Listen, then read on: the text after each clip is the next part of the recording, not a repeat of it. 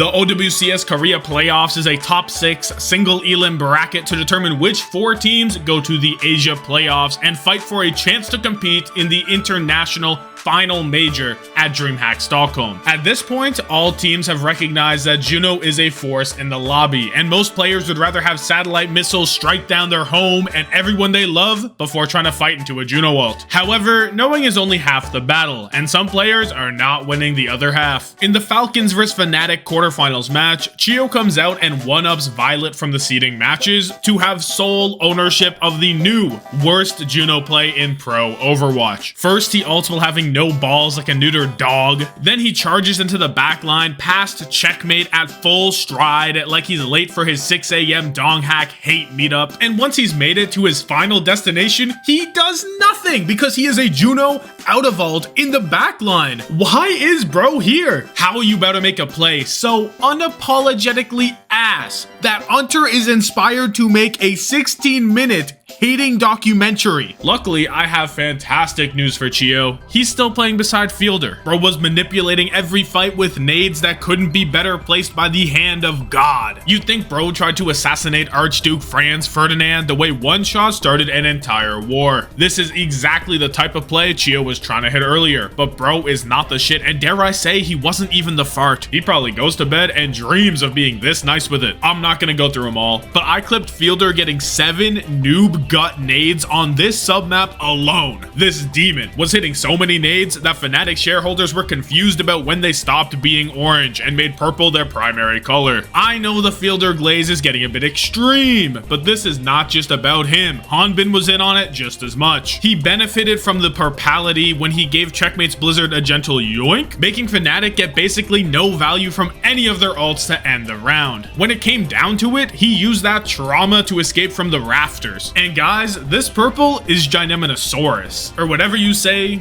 Giganosaurus, Menomoris, Jarmornis. Just look at their health bars. Proper did not need to use this blade, but his greedy ass wanted the montage clip so badly. And the Fielder x HANBIN carry continued into map 2, which was looking good until Proper got struck down by a higher power in a fight where Falcons used 5 ults and lost. From here, Donghack brought out his signature "fuck this, I'm going Doom swap," and things got kinda shiced. But then, in big 2024, HANBIN ripped off Lipoko Bomb and got a raw 2K. Lee Jae-gon almost came through with a prime Martenbroder save, but when he turned to look, nobody was left around. From there, Fielder was able to weave Donghack, tuck him in, and run his pockets. Much like how Falcons didn't need overtime to take the lead after this, Fielder doesn't need overtime pay to sleep Donghack. He'd do this shit 12 hours a day, 8 days a week for free if he could. He just does it for the love of the game, which is why on map 3, Donghack had his get back, still rocking the Doomer fist like he realized it's just him in this world. Bro was doing whatever it takes for the dub. He's even down to be freaky and aim at Farah's toes for the ult cancel, then flip the narrative and hunt down Stalker for the kill. Nobody is safe when Donghack is exhibiting this level of locked-inness. I mean, he just hit a perfect parry to get this charged punch. Who else is bringing in mechanics from other genres to get an edge on the competition? With this beautiful 3-0 New Junk City sweep, Fnatic were back in it, and they knew deep down that without the freak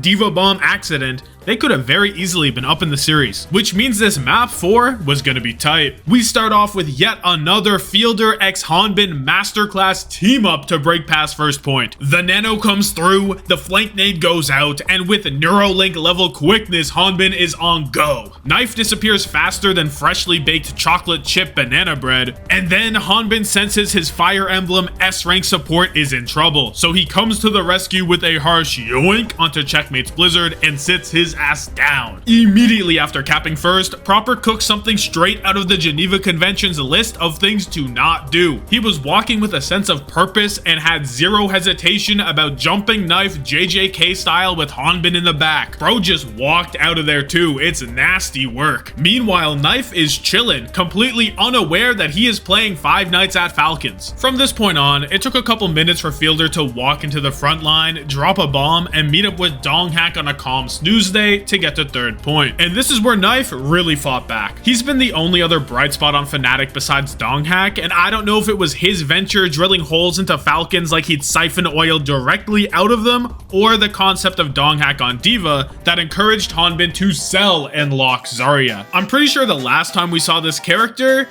was the Bernard incident. I don't care that your name is HANBIN. Just stay in spawn, bruh. It is not worth it. But it does provide us with more proof that the Fielder HANBIN bond is still a better love story than Twilight. Bro would rather 100% die and give Fielder a chance to live than save himself for sure. Unsurprisingly, Falcons weren't able to get it popping on the Zarya comp, which means it was very winnable for Fnatic. After stalling out on first for a bit, we got some more Knife adventures. And Fnatic were on their way. And in case we needed more HANBIN glaze, we find out he's a nice guy, willing to help Fnatic make up lost time by going for the worst play of his professional career. The craziest part is that he assesses the situation and says, yup, I'm allowed to do this. But when he turns around and sees the wall, he is shook to his core, like that was not a variable in the equation. Bro went to Bobsville and expected the builder to be away. You know that my guy does not take a day off. He has things to fix. Without that little kerfuffle, Fnatic were not making it to 3rd point. They barely squeaked in as it is, thanks to Fielder sleeping Donghack mid-rampage. And I mean, with how many times Donghack's been slept in this match, why not now? With just a few more darts, I bet he'd get a full 8 hours. But in the end, they couldn't get it done with the 2.5 minutes they had. Stalker was able to get 2 blizzards off, and even though the first one whiffed everyone, he still got a kill. And the second one made Donghack freeze up, letting HANBIN drop a nuke and end Fnatic's season. This was also Lijiagon's last game, and although he went out quiet, his impact on the esport is still very loud. Shout out the GOAT. The other quarterfinals was ZETA Division vs Heijok Dawn, and this series was not nearly as intense. The most exciting part was examining the specimen that is Zest gameplay. First, alt-watching the blade he was nursing for the past 2 points only to whip it out, hit 1 slice on an Orisa, and then fall over. Then, betting on if he was gonna go 007 on Circuit Royale to end the match. But HJD weren't gonna let that happen. They wanted to go to their end of season dinner a little early, so they took 1 fight, lost it, and then C9 their way out. Now, before I get back into the real games, consider subscribing to the Tommathan channel to further increase my horsepower, which directly correlates to my subscriber count. I'm currently at a respectable 27,374 horsepower, but I'm going to need a bit more if I want to join Bernard as an official member of the Horse Council. Thank you. Moving on to Pokerface playing against ZETA Division in one of the semi-finals, where we got an all-timer death battle for the ages. Juno and Brig running the ones. It's looking bad for Fixa, but Finn decides to make things interesting and starts trying to kick bro out for no reason like the kid sitting behind you on the plane. Luckily, he remembers he has a gun, and Fixa does not connect the final whip shot, officially crowning Juno the most annoying support. Did this matter to the outcome of this map? Probably not. Bernard was giving Pokerface a total beatdown, but it's an important debate that we've solved. And while it mightn't have mattered for the map, it turns out the repeated Juno kicks concussed Fixa, and it will have a lasting impact. Where does bro think he is? Who told him to march to the point and give his life for the cause? I am genuinely so confused. There is nothing for you over there. What are you doing? And this was painfully obvious when compared to, and this might sound crazy, but hear me out, when compared to how dialed in Violet was. Like right here, Pop's rally, bang, 2 people stunned. Then he backs out, playing smarter not harder. He ain't trying to get punched for no reason, then boom, it's time, 3-man stun, it's over. You got Bernard behind you, ooh, he's packing him up, light work. But just wait, you're gonna want to hold onto your socks for this one. Choi is setting up for a sneaky wall play, and there's not a lot of time on the clock, so ZETA are gonna want to get moving. But you gotta be slicker than that to catch the hold on, wait, that can't be right. The Violet Ana off guard. But no, he is so laser focused that he's able to make that type of play despite his Ana impairment, which unfortunately does still exist. So how did he go Ultra Instinct on Choi hiding in a corner? Just peep game and listen in. Not leave a broken world behind. Right there. Better be a good excuse for this whole. And you can see Violet heard it and he's like, what the fuck did I just hear? bro is on a level of locked inness where he heard Choi pull out the ice wall function on the freeze ray. He probably had to interrupt a whole ass fight plan, like, shut the fuck up, I just heard a doohickey, gadget, or gizmo, bro, trust me. I don't know how you're supposed to win when the enemy is using echolocation. Don't get it twisted, Belos Ria's making some fire plays, he's running around, doing a lot of damage, body blocking the heals even, but that's not enough on its own, and it's definitely not enough when Choi is taking L after L after L to Violet. It's like he was doing a full doctor examination, making sure Violet's eyes worked as well as his ears, throwing this blizzard down directly in front of him. On map 3, Choi was suddenly gone, and I cannot lie, Poker Face did significantly better. But to be fair to Choi, they weren't trying to match Bernard on Ram, and Alpha Yi picked up what Violet was leaving on the table. Bro heard the Cash App notification and didn't think twice. He instantly tapped into Ice Block for just a second. Unless you're trying to tell me that Proud's aura just forced this Ice Block, but like, really though? And you already know Belos Ria's on some don't believe me just watch Bruno Mars type shit, trying to turn the haters to lovers. However, after this map, we went back to the status quo and had to experience whatever sort of satanic ritual this fight is. When all 10 ults hit the field at once, it's like some Full Metal Alchemist knowledge of the truth where it's too much to fully comprehend. This is not the law of equivalent exchange. If I give you my big toe or my arm or something like that, please never show this gameplay on the screen again. So that means it's time for the Crazy Raccoon vs Team Falcon's banger. These guys don't dilly-dally and we start Junballing instantly. Their team comp hasn't appeared on the scoreboard yet and 2 guys are already dead. From the looks of this first map, nothing had changed and Crazy Raccoon still had it all figured out. But we soon learned this was not the case. After getting the first 2 points on New Junk City and getting to 99% on the third, CR don't touch the point despite Heesang going crazy and winning the fight. And it's also at this point that Falcons are done warming up. Then all of a sudden, Charong pops Rally to deal with the pulse like House pops Vicodin to deal with the pain, and the point is gone. As for the final point, it started off strong for Crazy Raccoon. Shu got off Nano and put Proper on snooze like the third alarm in a chain of many. It's a shame that Charong swapped to Lucio against Diva and also woke up Proper for that good 22 damage chip.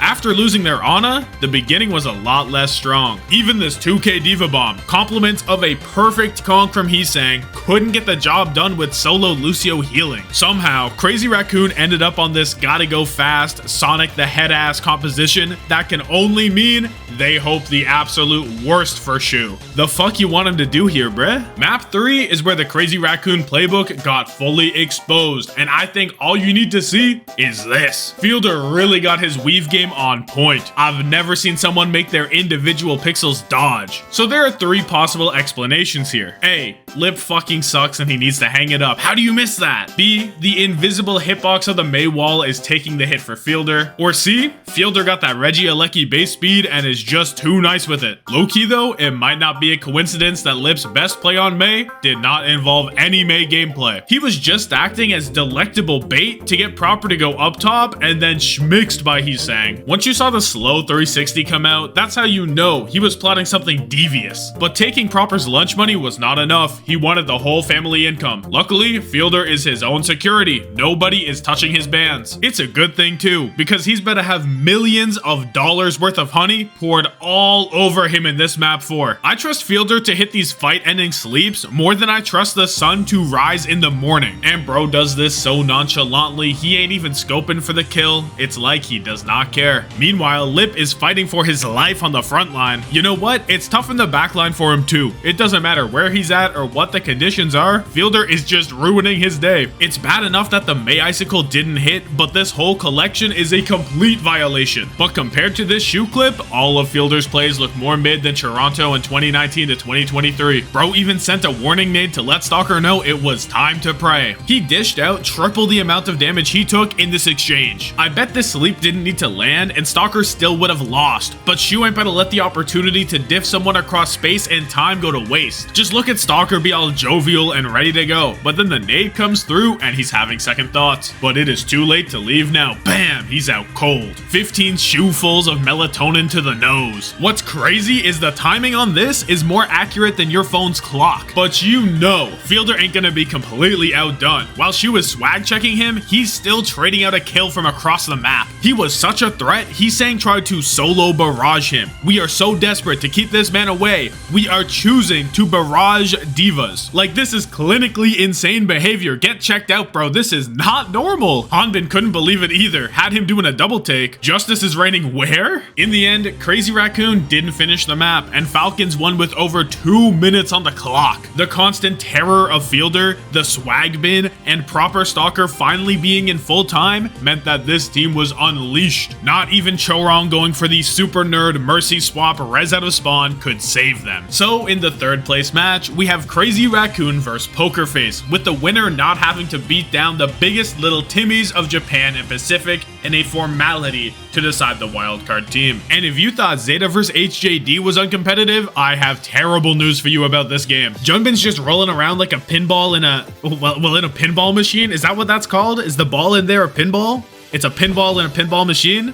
Okay, yeah, but whatever. He's not actually playing the game. He's just tilting the entire console and doing whatever the fuck he wants. Every time he launches, it's just high score after high score after high score. He got enough credits to own the entire arcade. We get it, bro. Chill out. This guy really did not want to pull up to the WDG studio on the weekend. And when Sang got hit by Jwoo, he just looked over and swatted him out of the sky like a mosquito. Bro is literally a bug to him. The only guy I feel bad for is Belos Ria. In the last 2 maps, he had more final blows than the rest of his team combined. Proud, Jwoo, and Choice Wan were consistently getting deadlifted by Big Belos Ria. That is a sentence that would make 2023 Seoul Dynasty fans fall to their knees, but then they'd get up and say, you know what, his Orisa was kinda nice, he must have been on the Stallion. Hell no, he is the whole team on Junker Queen and Ramatra. Okay, so to be honest, map 3 is kind of a Mickey stat because Pokerface had 9 final blows total, so Belos Ria's, you know, big 5 kills maybe isn't something to brag about. Putting that tragic matchup behind us, let's get to the main event. Team Falcons versus ZETA Division in the grand finals. We start off on a DPS spectrum, because while Proper is one-clipping the backline and suicide bombing pulse bombs to trade for a key target with ult available, Flora is fumbling around on Sombra like going invisible makes the entire environment invisible to him. Here, he makes the genius play to save his first EMP of the game for the next round, because starting off with EMP seems quite strong, but then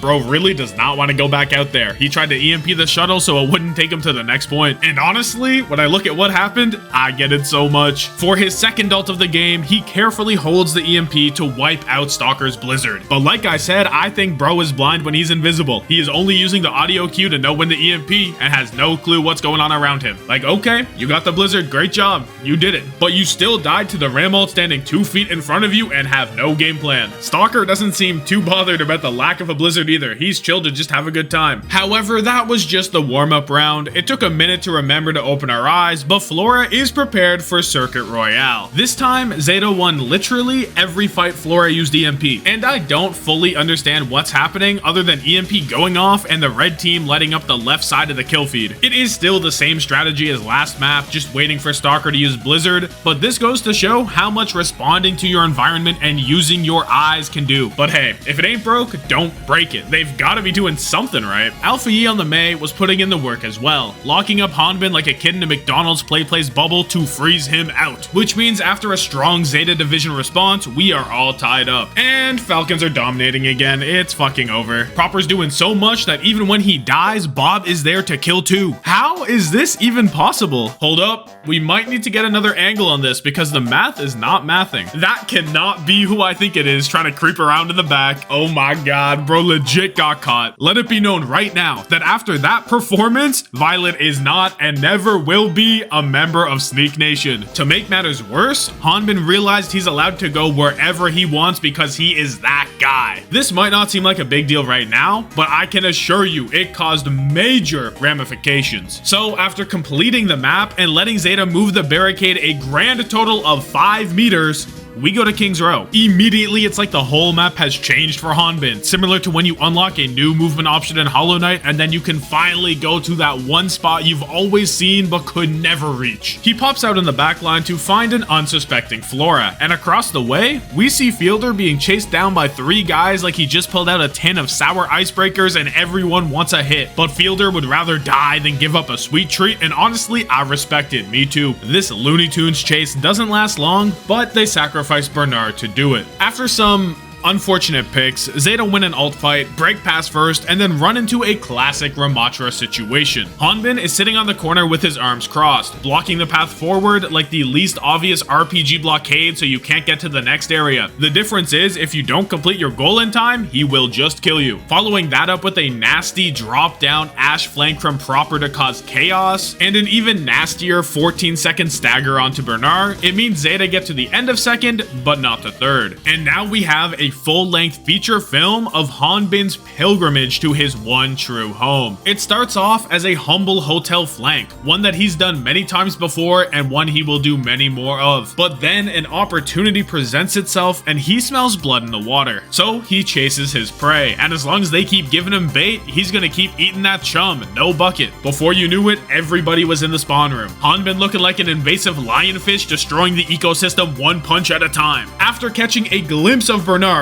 a new target has been locked. He has 0 fear, 0 hesitation, and 100% aura, basically making ZETA back all the way up to 3rd point by his lonesome. A lot of people would call it here, but HANBIN is not normal and 3rd point is not a safe zone against him. Bro started getting elevated, chasing Flora up the stairs, and now he's above ZETA not only in sheer presence, but also physically. It's at this point that he's returned to his rightful resting place, where old 6v6 Sigma off angles could reside. All these years later, he still remembers where he came from. And this angle is still disgusting. How do you get him down from here? Bernard is shivering in the corner with his arms crossed, and you might think it's because of the blizzard in front of him, but no, he is terrified of HANBIN. ZETA have had enough of this tomfoolery and plan to take him down by force. He sees this plain as day and knows it's coming, but this is his home, and you're gonna have to take it from him. He's not giving this up. Okay, so they ended up taking it from him pretty easily, actually. But don't forget what this journey represents. The only thing stopping you from going where you want to go is you. #inspirational. That wasn't even the best part of the map, because we have the fight. We start with both Falcon's DPS dead and HANBIN rushing headlong into the backline with a nano boost. Violet drops Suzu for his guy, but he does not want the smoke and dips at the first opportunity. This puts him in a precarious situation, but he's almost out until Fielder reminds us that he's gone without Glaze for like 5 minutes. He watches Violet ditch on Gang and he has no respect for that kind of action, so he serves bro with that instant karma. But he's not done yet, puts the snooze on Bernard and lets him think about it for a second, then starts to get some of that good chip. Alpha Yi has other plans though, sets up a nasty blizzard wall combo to isolate HANBIN from the care he needs. However, when we take a peek behind the curtain, we see that HANBIN has found a little nook that Snowball cannot see, meaning that he's there to punch out Alpha Yi when Fielder comes knocking with the Goobnade. We can best see this beautiful 3v5 through the lens of an indestructible war machine. And yeah, I say 3v5 because Chio was silently getting outrageous value on the Juno this whole time. After dealing with the backline the best he can, he forces Alpha Yi's ice block and gets to work. And by gets to work, I mean run for his life, because this blizzard shit is no joke. Although once it was over, ZETA were cooked. The early DPS stats were on the comeback, Fielder had LOS again, and HANBIN is feeling large and in charge. Finn's Juno ult could not save them, it was just too late. HANBIN only needed the staff to wrap it up. It's hard to believe there's another map to go, because the writing isn't just on the wall. They're writing it on the ceiling, on the floor, on the door. It's everywhere, bruh. ZETA are not winning this game. I swear, HANBIN is simply having a good time in limit testing. He put up his shield and said, yup, my job here is done. Have a good one. He started booking it to the backline, and when he got there, nobody was home. Then for some reason, the entire ZETA core turned onto HANBIN and left Bernard to 1v4 by himself. They all 180 to attack the guy doing air, and they ain't even kill him. He could not have been doing less. Just keep fighting the guys you're already fighting and don't let your Bernard die for fun. Like, what are we doing here? He can't keep getting away with this. There is no way he's allowed to run a marathon to get on top of Flora while Bernard is already You guys in the jaw. There's no way this is a legal play. Frankly, I don't care that Proper's using overclock at the same time on a different part of the map. There's gotta be something that ZETA can do to not have HANBIN run their shit. But whatever it is, ZETA Division could not find it. And with that, those are my best and worst plays of the OWCS Korea playoffs. Have yourself a good one. Deuces.